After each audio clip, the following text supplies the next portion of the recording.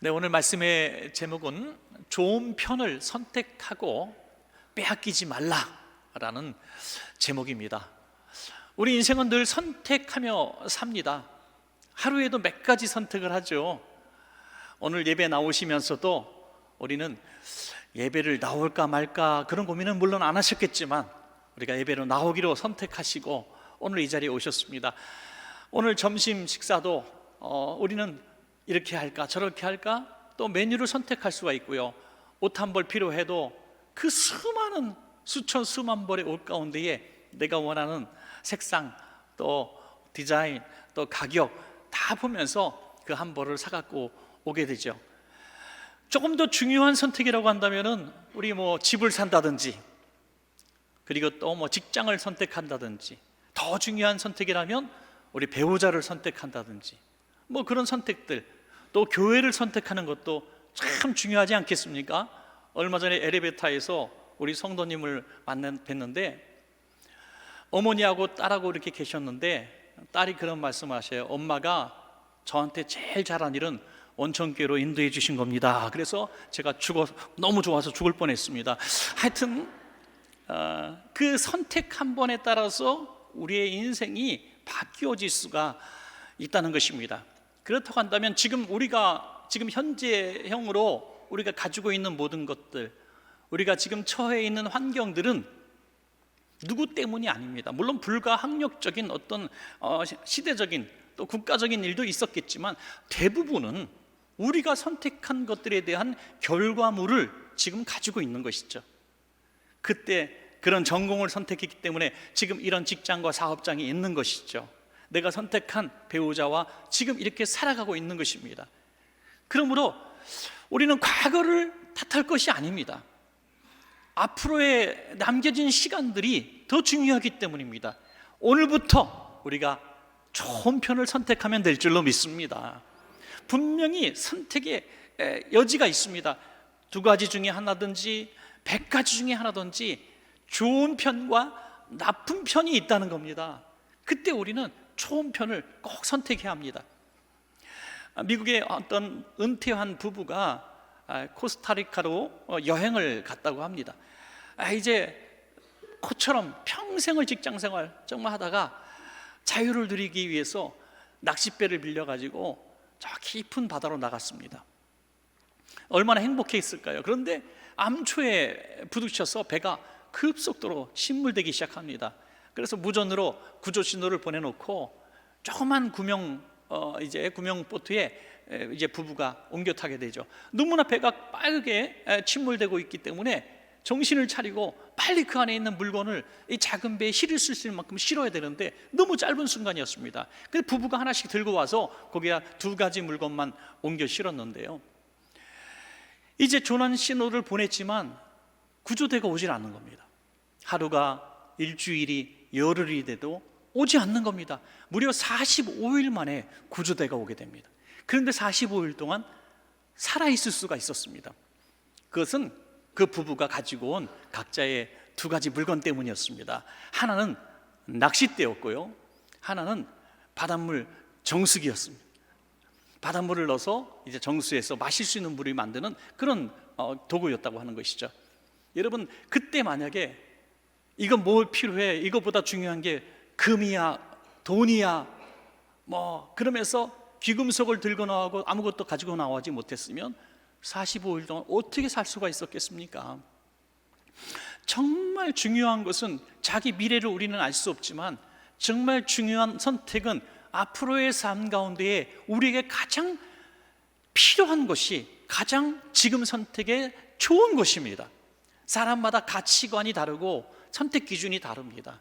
그러나 그 마지막 날 주님 앞에 공평하게 서는 그날에 좋은 편이 무엇이었는지 나쁜 편이 무엇이었는지 분명하게 드러나게 될 것입니다. 얼마 전에 기아대책에서 이제 회의를 했는데 그 기아대책 회의 중에 우리 오랫동안 사역하셨던 은퇴하신 목사님이 계신데 그날 말씀을 하시는데 이런 말씀을 하셨습니다. 참 마음에 와닿는 한마디 말씀은 본인이 45년 정도 목회를 하시고 최근에 은퇴하셨다고 합니다. 교단에서도 유명하신 분이고 큰 교회를 이루셨고 참 많은 일들을 하셨다고 합니다. 전 세계를 돌아다니면서 정신없이 일했습니다. 많은 일을 경험했습니다. 교회도 크게 세우시고 건물도 세우고 세계의 선교센터를 많이 세우시고 선한 일도 많이 하셨습니다. 그런데 이런 고백을 하는 거예요. 은퇴를 딱 하고 나니까 딱 두 가지밖에 없다는 거예요. 하나는 내가 좋아서 열심히 한 일이 있었고 주님이 기뻐하셔서 시키신 일이 있다는 거예요. 남는 것은 주님께서 기뻐하신 일만 남더라 이거죠. 열심히 정신없이 일을 했는데 그 일이 그냥 내가 좋아서 했던 일이고 내가 해야만 했던 일들이기 때문에 했다는 겁니다. 목사니까 열심히 목회를 했던 것이죠. 그런데 하나님이 정말 기뻐하셔서 하나님이 부탁하셨던 일들, 그 일만 이렇게 남아있다. 그래서 너무너무 아쉽더라는 거예요. 이럴 줄 알았으면 하나님의 기쁨이 되는 일들만 열심히 더 했을 텐데 난 너무 내 일만 했구나 라는 생각을 하게 되었다는 것입니다. 우리 성도님들은 마지막 그날에 절대로 이런 후회 없기를 바랍니다. 그렇게 하기 위해서 우리는 좋은 편을 선택하는 방법을 우리가 배워야 하는데요, 그래서 오늘 마르다와 마리아 이 두 자매를 통해서 좋은 편을 선택하는 우리 방법을 우리가 잠시 배울 수 있습니다. 첫 번째, 이 마르다의 선택을 보겠습니다. 이 마르다와 마리아는 자매이지만 선택 기준이 조금씩 달랐습니다. 그 미세한 차이를 한번 우리가 보실 수 있습니다. 이 마르다는 집안의 가장격입니다. 그래서 생각이 참 많고 배려도 잘하고 또 사회성도 있고 여러 가지 면에서 참 좋은 분입니다. 섬길 줄 아는 분입니다. 두 가지 면에서 크게 섬길 줄 아는 사람입니다. 첫 번째는 마르다는 물질로 섬기는 이런 일을 선택한 사람이에요. 많은 사람들이 있었지만 예수님을 초청해서 식사를 대접한 사람이 그렇게 많지 않습니다. 성경을 봐도 예수님께 극진히 대접했던 사람이 과연 몇 명이나 기록되어 있습니까? 그 3년의 공생의 기간 동안에 예수님은 집도 없으시고 여러 곳에 이제 노숙을 하시다시피 다니신 분입니다. 그러므로 지분으로 영접해드리고 씻을 물을 주고 식사를 대접했다고 하는 것, 또 예수님이 홀로 몸이 아니지 않습니까? 식솔들이 많아요. 12제자가 있습니다. 그러므로 그 식구를 받아서 대접한다는 것 되게 번거로운 일입니다. 그런데 마르다는 그 일을 했다는 것입니다. 누가복음 10장 38절에 보면 그들이 길 갈 때에 예수께서 한 마을에 들어가심에 마르다라 이름하는 한 여자가 자기 집으로 영접하였더라. 여기 보면 이 문장에서 우리가 볼 수 있는 것은 이 집이 마르다의 집이었다라는 것을 볼 수가 있습니다. 자기 집입니다. 자기 집도 아주 조그맣고 초라한 집이 아니라 여유가 있는 집이죠. 그래서 빈 방들이 아마 있었을 것 같습니다. 여러분 가끔 보면 손님이 갑자기 방문했을 때 여긴 손님 방입니다, 이 방을 쓰시죠 하고 내드릴 수 있는 정도 수준은 다 되십니까 여러분? 그렇지 않잖아요. 대부분 방이 여유가 그렇게 많지 않을 겁니다. 그리고 또 식사를 갑자기 10여 명이 앉아서 할 수 있는 큰 식탁을 가진 집 그렇게 많지 않습니다. 마르다는 여유 있는 사람이었다는 증거죠. 그런데 이 여유가 있다고 다 섬기는 건 아닙니다. 돈 있다고 다 밥을 사는 건 아닙니다.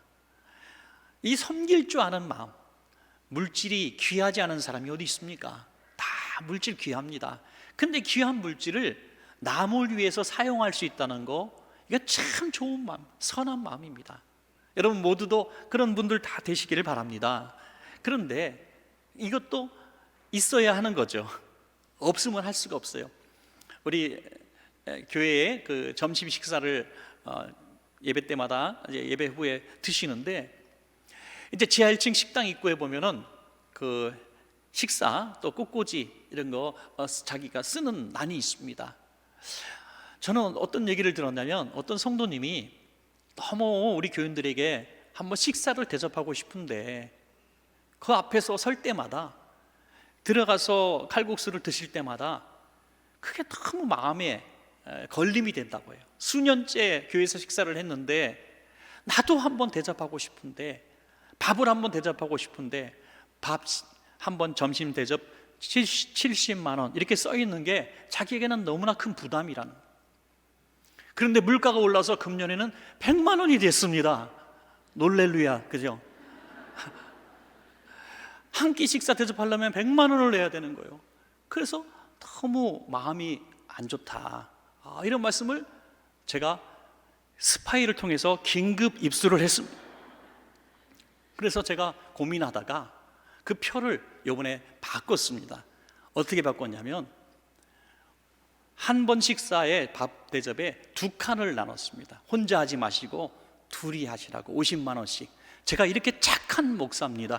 막 그 배려해드리면서 두 사람이 같이, 그래서 한 사람은 하나만 쓰면 돼요. 뭐 아주 여유가 있으셔서 100만 원 다 낼 수 있는 분은 두 번 이름 쓰시면 되는 거고요. 한 번만 해서, 그래도 정말 하고 싶은데 여유 없는 분의 마음을 조금 헤아려 봤습니다. 여러분, 지금도 하나님 나라 영광을 위해서, 또 이웃을 위해서, 선한 일을 위해서 열심히 정말 베풀고 싶은데 가진 것이 없는 분들이 있을 겁니다.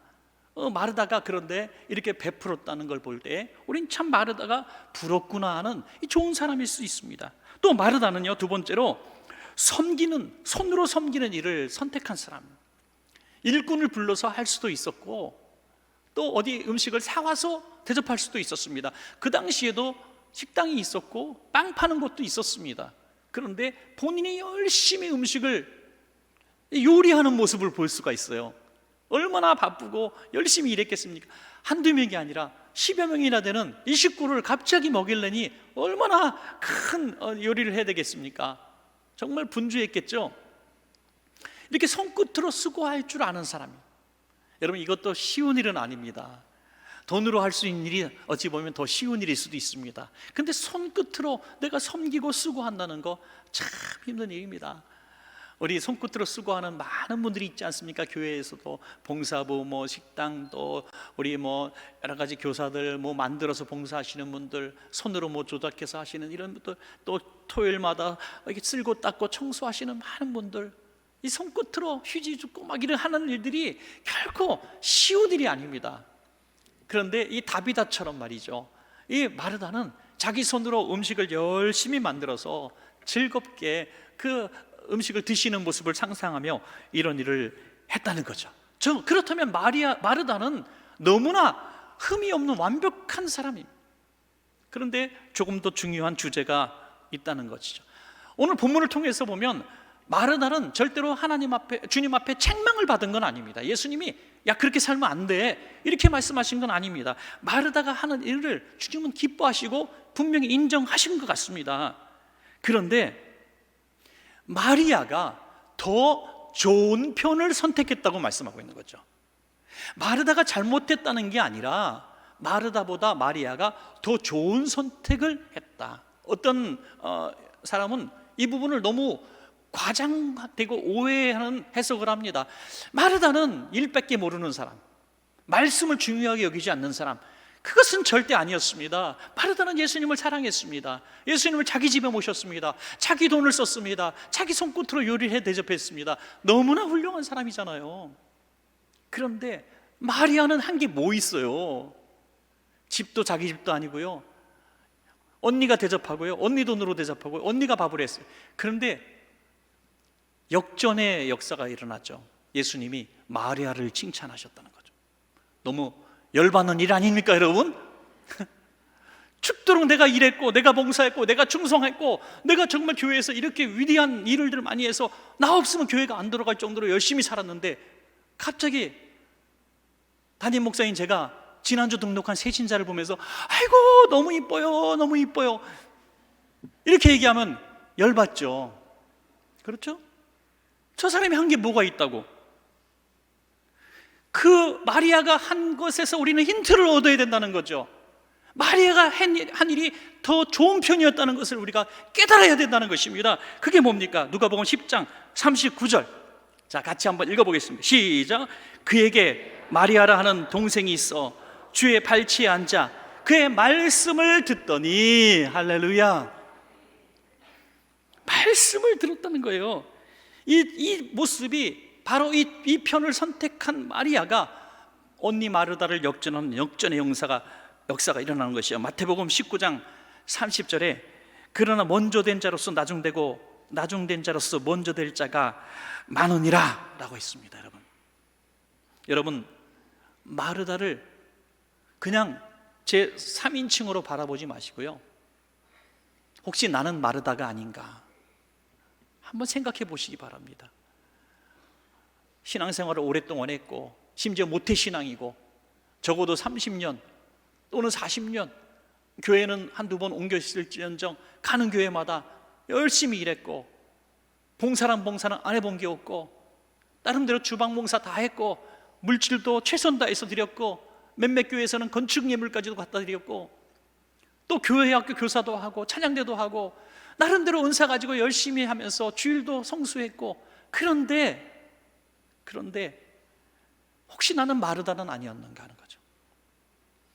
주님을 모셔놓고 주님 여기 계심 내 마음에 오시옵소서 하면서 우리는 놓치고 있었던 것은 없는지, 그것이 바로 주님의 말씀에 대한 경청과 순종인 줄로 믿으시기 바랍니다. 여러분, 일 중심의 신앙생활을 해서는 안 됩니다. 교회 가요? 그러면 나 교회 봉사하러 가요. 하나님은 물론 은사를 많이 주셨고 이런저런 봉사의 일을 하게 하십니다. 그리고 그 일을 통해서 하나님 물론 영광을 받으시지만 여러분, 내가 일하러 교회 오는 거 아닙니다. 나는 주님 만나러 오는 것입니다. 여러분, 주님 만나러 오는 거예요. 일만 하고 있었다면 잠깐 우리는 깊이 생각하고 더 좋은 편을 선택해야만 합니다. 말씀으로 돌아가셔야 됩니다. 말씀에 집중해야 됩니다. 은혜 받아야 하는 것입니다. 그래야 좋은 편을 선택했다고 칭찬받게 될 줄로 믿습니다. 자, 그래서 두 번째로 마리아의 선택을, 좋은 편을 선택한 마리아를 보시겠습니다. 누가복음 10장 40절입니다. 마르다는 준비하는 일이 많아 마음이 분주한지라 예수께 나와 이르되 주여 내 동생이 나 혼자 일하게 두는 것을 생각하지 아니하시나이까 그를 명하사 나를 도와주라 하소서. 마르다는 지금도 자기가 뭘 잘못하고 있는지, 뭘 잘못 선택했는지 전혀 깨닫지 못하고 있습니다. 예수님한테 이렇게 얘기합니다. 예수님, 내 철부지 동생 좀 꾸짖어 주십시오. 지금 저는 열심히 주님을 위하여 음식을 준비하고 있는데 참 마리아는 놀고 있습니다. 저 철부지 정말 저한테 빨리 혼내서 야 가서 언니 좀 도와줘, 너 이래서 되겠어? 이렇게 꾸짖어 주기를 기대했다는 거죠. 여러분, 우리가 봉사를 하다 보면 거기에 너무 집중하다 보면 매몰된다 그러죠. 내가 하고 있는 일이 제일 중요한 일인 줄로 착각합니다. 여러분, 착각합니다. 내가 맡고 있는 이 사역이, 내가 하고 있는 이 일이 교회에서 제일 중요한 줄 알아요. 찬양대는 찬양대가 교회에서 제일 중요한 줄 알고요, 교사는요 교사가 제일 중요한 줄 알고요, 안내는 안내가 제일 중요한 줄 알고, 헌금이 헌금, 또 봉사는 봉사, 선교부는 선교부, 방송실은 방송부, 다 각자가 중요하지만 내가 맡고 있는 일이 제일 중요하니까 이 일에 관심 없는 사람들에 대해서 우리는 이렇게 섭섭한 마음을 갖는 거예요. 왜 여기에 관심을 안 가져요 여러분? 하는 거죠. 날 좀 도와줘요, 우리 하는 일 좀 도와줘요, 당신 좀 관심 좀 가져요. 그래서 그 화살을 담임 목사가 대부분 맞습니다. 목사님은 교육국에 관심이 없어, 목사님은 선교에 관심이 없어, 목사님 찬양대에 관심 없어. 저는 골고루 관심을 갖느라고 집중을 못할 뿐이죠. 예수님의 대답을 들어볼까요? 마르다는 섭섭했을 거예요. 누가복음 10장 41절에서 42절, 자 한번 같이 읽겠습니다. 시작. 마르다야 마르다야, 내가 많은 일로 염려하고 근심하나 몇 가지만 하든지 혹은 한 가지만이라도 족하니라. 마리아는 이 좋은 편을 택하였으니 빼앗기지 아니하리라 하시니라. 아멘. 마리아는 좋은 편을 선택했다고 했습니다. 좋은 편, 예수님이 인정하신 좋은 편이 뭘까요? 역시 마리아도 두 가지 선택했죠. 첫 번째는 마리아는 예수님의 말씀 듣는 것을 선택했습니다. 언니를 도와서 음식을 만드는 일을 선택할 수도 있었지만 자기 인생에 다시 올 수 없는 기회, 예수님이 우리 집에 오신 이 기회를 그녀는 놓치지 않았다는 겁니다. 말씀 듣는데 집중했습니다. 지금은 은혜 받을 때요, 구원의 날이라고 하는 것입니다. 여러분, 우리는 일하기 위해서 교회로 모인 것이 아닙니다. 우리는 말씀 듣기 위해서 왔습니다. 말씀 듣고 말씀대로 살기 위해서 우리는 교회로 모였습니다. 교회는 정치 집단이 아닙니다. 친목단체 아닙니다. 기술 배우는 곳이 아닙니다. 주님 만나서 주님 말씀 듣고 내 삶을 말씀으로 변화시키는 곳이 교회입니다. 여러분, 예수님이 장사치를 쫓아내면서 내 집은 기도하는 집이라고 말씀하지 않으셨습니까? 가끔 어떤 정치적인 이슈들이 있을 때마다 한두 번은 저한테 섭섭했던 것 같아요. 목사님, 이거 조금 이렇게 교회에서 좀 얘기 좀 해야 되는 거 아닙니까? 시국에 대해서. 저도 나름대로 정치적인 견해도 조금 있고요, 하고 싶은 말도 조금 있기도 합니다. 그런데 그것을 드러내고 싶지는 않습니다. 드러내면 우리 안에는 야당도 있고 여당도 있고 지역도 다르고 지식 수준도 다르고 또 상황도 다릅니다. 사장님도 계시고 근로자도 있고요, 힘 있는 사람도 있고 힘 없는 사람도 있고요, 고위직도 있고 또 이제 직장 못 구한 청년도 있습니다. 그런데 여기서 제가 그런 정치적인 견해를 물론 분명한 것은 얘기합니다. 분명한 것, 성경에서 말하고 있는 공산당이 나쁘다는 얘기는 저는 할 수 있습니다. 또 동성애도 옳지 않다고 말할 수 있습니다. 성경에서 말하는 건 합니다. 그러나 정치적인 얘기, 왜 그것으로 인하여 그 반대되는 사람이 마음의 문이 닫혀서 진짜 귀한 이 복음이 들어가지 않는다면, 생명의 말씀이 들어가지 않는다면 저는 차라리 이 모든 세상적인 얘기를 하지 않겠다는 겁니다. 사랑하는 여러분, 마찬가지입니다. 교회에서 어떤 사역 때문에 상처 입으셔서 교회를 떠나시는 분이 있을 수 있어요. 어떤 교사나 어떤 그룹이나 어떤 봉사단체에서 열심히 주방에서 열심히 설거지하고 음식 만들고 이런 열심히 재밌게 일을 하다가 어느 날 갑자기 여전도원 남전도원끼리 충돌이 나고 싸우기도 하고 머리끄댕이 잡고 싸우진 않겠지만 하여간 이렇게 섭섭하고 싸워요. 그러면 마지막 카드가 뭡니까? 빨간 카드. 나 교회 안 나올래, 떠날래. 이게 마지막 카드입니다. 사랑하는 여러분, 그게 바로 마르다예요. 마리아는 예수님 말씀 듣는 것을 선택했습니다. 여러분, 선택했습니다. 이걸 놓치지 않았습니다. 여러분, 제가 여러분 집에 신방을 갔다고 합시다. 몇 년 만에 처음 신방 갔습니다. 그런데 예배 10분 드리는데 한 12번쯤 일어나다 앉았다 냄비에서 갑자기 삐 소리가 나기도 하고 찌개가 달달달달달달 떨리기도 하고 택배가 오고 전화가 오고 전화 다 받을 거 받아요. 나중에 전화하세요 이런 얘기 하려면 왜 받아요? 그냥 끊으면 되지. 여러분, 그러면요 제가 이렇게 말할 거예요. 언제 또 이 집에 오는데, 언제 이 집에 오라고. 주님 오실 날까지 안 올 것 같은데 지금 말씀 좀 듣지. 저도 그렇게 속상할 것 같은데 우리 주님은 얼마나 속상하시겠습니까? 여러분, 사람에게 시험 들을 수 있어요. 우리 목사에게 시험 들어서 정말 저 목사를 내가 존경할 수 없어, 믿을 수 없어 할 수도 있습니다. 그러나 여러분, 어떠한 이유에서든지 주님은 떠나시면 안 됩니다. 주님 말씀에 붙어 살아야 합니다. 말씀에서 떨어지면 나는 가지에서 잘리는 가지가 됩니다. 여러분, 밖에 버리어서 말라지고 버림받습니다. 사람이 싫고 일하다 충돌이 일어나고 상황이 그렇고 내가 다닌 교회가 마음에 안 들어도 주님으로부터 떨어지면 안 돼요. 이게 바로 마리아입니다. 고집스럽게 나는 말씀을 선택하리라는 거죠.